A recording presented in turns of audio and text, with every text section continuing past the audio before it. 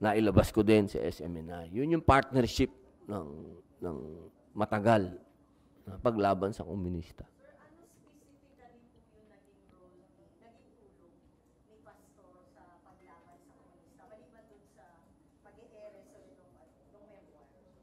Marami po. Nung panahon po ng NTF-ELCAC, diyan po nilalabas ang mga data. Ang mga data, no? Ang mga, kung ano yung mga nangyayaring, halimbawa, galing sa AFP, yung mga tinatawag naming, kasi kami mismo nun, meron kaming mga pinupuntahan ng mga sumusurrender, binibigyan ng pag-asa ng gobyerno, binibigyan ng ayuda. Ako lang, ang dami kong pinuntahan na ganyan. Libo ang sumusurrender. Hindi mo mapanood sa ibang channel. Alam mo kung saan pag galit na galit itong mga komunista nun? Eto para lang patunayan ko sa inyo. Baka kasi sinasabi mo lang yan, party ka dyan, di ka naman party dyan. Hindi ako, si Mocha. Balalay lang po ako. Tandaan ninyo, galit na galit sila nun nung na-interview namin si Palparan. Tanungin nyo sarili nyo, paano namin ma-interview si General Palparan? Sige nga, para alam nyo lang. Ordinary lang kami Kung ordinaryong tao kami, ma-interview namin yun. Never nagsalita si Palparan sa kahit kaninong media. Kay Mocha lang. At dahil doon, ang daming nagalit ng mga komunista. Kasi si General Palparan ang talagang bumura dito. Siya huyin talaga may strategy. Kung papaano yan, panoorin nyo, nasa channel ko yan panoorin nyo yan. Kung papaano niya talagang sinupil itong mga NPA na ito. Ganyang katindi. Paano nagkaboses si General Palparan nun? Kay Mocha yun. Huwag niyong kakalimutan. Papanood mo sa SMNI.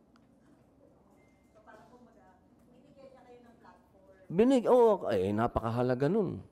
Napakahalaga. Sa usapin ng... Tapos naalala nyo pa, kwento ko lang para alam nyo. Naalala nyo pa, nung pag-interview namin na yon, gustong ipa-ombudsman si Mocha nun. Bakit? Keso ko anong kaso daw, sabi, bakit pinapayagan ang isang assistant secretary o isang kawani ng gobyerno, hindi ko alam, I'm not sure kung assistant secretary na siya ng PCOO nun Basta nasa part na siya ng gobyerno nun. Bakit pinapayagan ng isang part ng gobyerno na ini-interview ang isang convicted? Kasi yun ang tawag nila Alam nyo, ang daming gustong ipakulong si Mocha nun. Dahil doon sa bagay na yun. Ganong kalupit. Yung mga walang yan, maniwala kayo sa napakawalang yan yung mga yan. Paglalathala. Yan Tama. Dahil si General lang may alam ng lahat ng kalokohan nila. Sabi ni Jay Guevara. Nang ginagawa ng gobyernong maganda, napakahalaga nun. Hindi ko lang siya basta kaibigan. Kasi pag sinabing, kaibigan ko, kaya sinungaling ako. Hindi ko basta kaibigan yan. Comrade ko yan. Comrade. Naniniwala kami sa isang prinsipyo. Mas mabigat yun. Hindi naman kami magka-religion ni pastor. Hindi naman kami magkababayan. Hindi naman ako tiga Davao. Naniniwala ako sa prinsipyo niya na masyado nang matagal ang communist struggle dito sa Pilipinas. Hindi na natin kailangan ng armed struggle. Naniniwala kami doon. Yun ang pinaniniwalaan namin. Sir, isa sa mga lumabas na tanong agad nung pina-reverse niyo yung contempt niya was, sir, was there any help given to you in the last election? Una na yung dasal. Napaka-importante nun. Doon sa channel niya, sa SMNI, nabigyan niya ako ng airtime na wala akong binabayar. Hindi nyo napansin, tinatrap si Robin Ang hindi nila kasi alam kay Robin, hindi nagsisinungaling, hindi politiko. Sasabihin niya. Kasi ang pinipilit ng mga media dito, kung papansin niyo, pinipilit, kaibigan mo. Kaibigan ko. Parang kantay na. Hindi, totoo. Sabi nito, una nahusgahan ko si Senator Robin pero nung pinanood ko, mabuti dun. Oo, maniwala ka sa akin, Jay. Hindi ko naman susuportahan to dahil artista Ang lakas kong bumati ko sa mga artistang ano. Kaya lang kasi talagang totoong tao to eh. Dito iniipit na siya eh. Kaibigan mo lang kasi yan, kaya mo pinagtatanggol. Kasi tandaan nyo, si Senator Cynthia Villar, na-trap nila. Si Senator Cynthia kasi Villar, ano yan eh, pasmado rin kasi bibig niyan eh. Kaya laging nababatikos yan eh. Kasi minsan, yung alam mo yun, hindi siya politiko eh. Yung pag nagsalita, kaibigan ko yan, kaya hindi ko yan pakulong. Pinipilit nilang ganun eh, si Robin eh.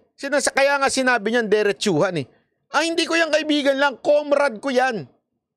Kasi si Robin, alam nyo, pag nagsalita yan, meron niyang pinaglalaban, revolusyon. Pag nag-usap nga kami niyan, para kami para kaming merong laging pinaglalaban na revolusyon. Yan ang tawag niya sa akin, kapatid sa revolusyon eh. Kasi nga meron kaming pinaglalaban na gustong mangyari. Ito ho yun eh.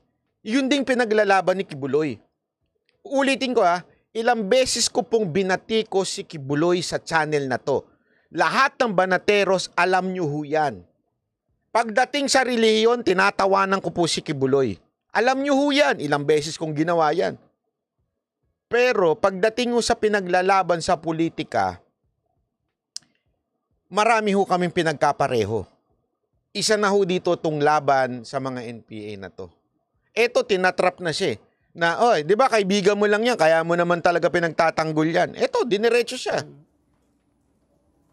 Yung mga panahon na walang tumutulong sa akin dahil ako naman ay walang pera sa kampanya, wala akong pambayad ng helicopter. Hindi, meron akong pera pero para sa mga anak ko. Hindi ko gastusin yan sa politika. Hindi ako niniwala dun.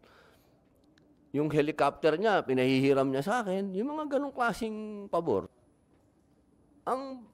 Sa akin kasi parang hindi naman yun para sa politika. Parang sa akin naniniwala siya na ako magiging instrumento ng Panginoon Diyos sa pagbabago ng bayan. Parang ganun. Kasi parang hindi naman maganda dahil pinahiram ka dahil kandidato ka. Siguro naman pinahiram niya ako dahil naniniwala din siya sa aking adhikain. Yun. So yun po yun At least hindi ho siya sinungaling, di ba? Derechuhan. Derechuhan ho siya pagdating ho sa, bakit ba? Ano bang meron? Ito lang yung support ang binigay. Nilinaw pa nga niya nung una, di ba, sa Senate hearing, walang binigay na pera sa akin niya si Kibuloy, Pero talagang ang suporta siya, morally, sa panalangin, at saka nga doon sa helicopter. Di ba? Alam nyo, sabi nito, ganito kasi yan. Sige, ikaw na mag-vlog. Ganito kasi yan. Mga mag-interview ganito, mga tanong, dapat kay Robin na dapat guluhin. Hindi, alam mo, ganyan talaga itong mga media na to eh. Kaya nga si Mocha medyo, parang nabuwisit na lang sa politika. Kasi, siya, gusto lang niya magsilbi sa bayan, kaya siya kumandidato. Tapos, itong mga tarantadon to, hindi niya matake, kaya ayaw niya. Sa totoo lang, ayaw niya ma-interview noon. Ako lang nagpipilit sa kanya kasi sabi ko, kailangan din from time to time. Kaya nga, ngayon, walang kaplano-plano talagang tumakbo yan. Sorry, gigil na. Awagan na, gigil ka pa. Ano na naman ginagawa mo dyan sa bahay mo pag umagang ganire? Hindi, totoo naman yan. Kaya nakakainis eh. Kasi sabi ko nga sa inyo ang laking bagay Alam nyo yan na hindi ako pabor kay Kibuloy in many things. Pero in terms of fighting for this country, especially itong binigyan niya ng puwang ang NTF-ELCAC sa kanyang istasyon, yung bagay na yon sapat na para hindi natin siya payagan na tarantaduhin lang sa Senado. Yun ang aking pananaw. At yun din ang pananaw ni Senator Robin Padilla. Di ba ho? Yun ho yung pananaw niya na, sandali, yung pinaglaban ni Kibuloy ay more than enough na hindi ko pahintulutan na tarantaduhin lamang siya at bastusin lang siya sa Senado. Yun lang ho, kasimple ho yun. Huwag na natin paikot-ikutin. Ngayon, wala naman ho siya sinasabing, huwag niyong sampa ng kaso or else ako makalaban niyo. Walang ganun. Kaya lang, alam naman po natin, for publicity lang yung huwag niyong kakalimutan ito, yung Ayan si Ontiveros, napaka-plastic ho niyan. Hindi ko nga maintindihan bakit kinakampihan to ng mga tanso. Alam nyo ba, dirin-diri yan kay Marcos? Kampi kayo ng kampi. Alam nyo ba kung anong plano niyan?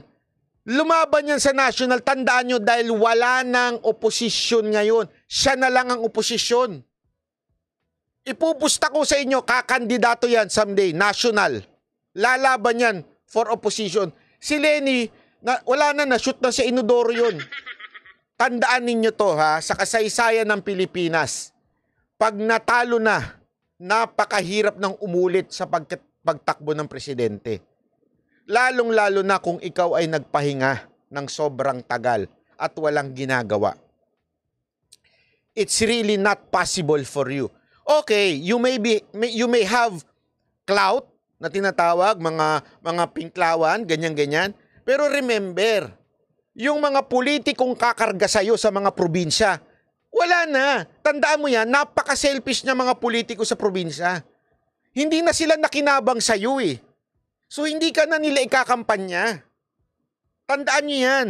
Kaya nga ang laging kinakampanya dyan, nung mga nasa probinsya, sip-sip yan doon sa nakaupong administrasyon dahil alam nilang meron pa silang pakinabang. Okay? Kaya nga tingnan ninyo ngayon, yung mga dating Duterte, nag-Marcos silang lahat ngayon. Iilan lang ang natira. Eh dati talagang Duterte.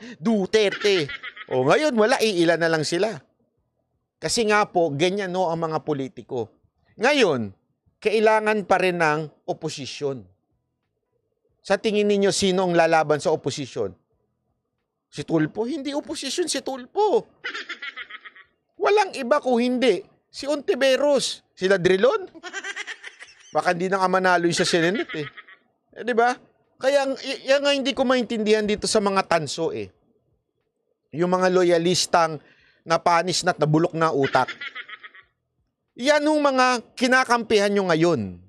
At yung mga dinudurog nyo naman ngayon, eh yan yung tumulong sa inyo, nakaupo yung presidente ninyo. Nakalimutan nyo? Si De Lima, ay hindi naman nanalo yan.